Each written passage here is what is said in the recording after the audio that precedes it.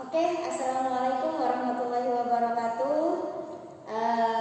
Hari ini kita akan belajar di bab 3, yaitu mengenai menganalisis gaya dan gerak dengan hukum Newton. Oke. Hukum Newton ada 3. Yang pertama, hukum 1 Newton. Yang kedua, hukum 2 Newton. Yang ketiga, hukum 3 Newton. Oke, yang pertama akan kita bahas yaitu hukum 1 Newton. Hukum 1 Newton ini disebut juga dengan hukum kelembaban atau juga disebut dengan hukum inersia. Kasusnya dalam kehidupan sehari-hari sering sekali kita jumpai. Contohnya ketika kita naik kendaraan. Misalnya naik bis.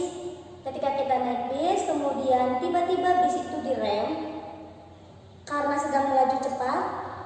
Akhirnya kita yang berada di dalam bis itu terdorong ke depan.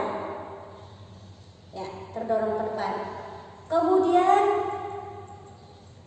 atau ketika kita sedang naik motor, naik kendaraan, awalnya kendaraan itu diam, tiba-tiba digas secara mendadak, kemudian kita akan terdorong ke belakang. Itu adalah contoh hukum kelembaban atau hukum inersia.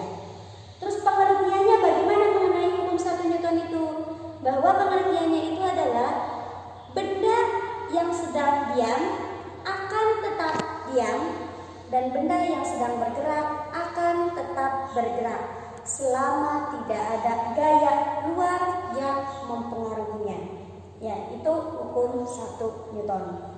Kemudian kita akan membahas mengenai hukum 2 Newton.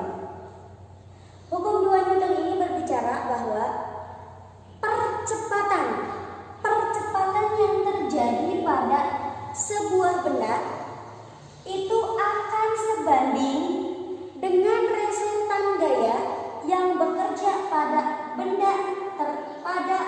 benda tersebut dan berbanding terbalik dengan massa benda. Ini adalah hukum 2 Newton. Kemudian hukum 3 Newton.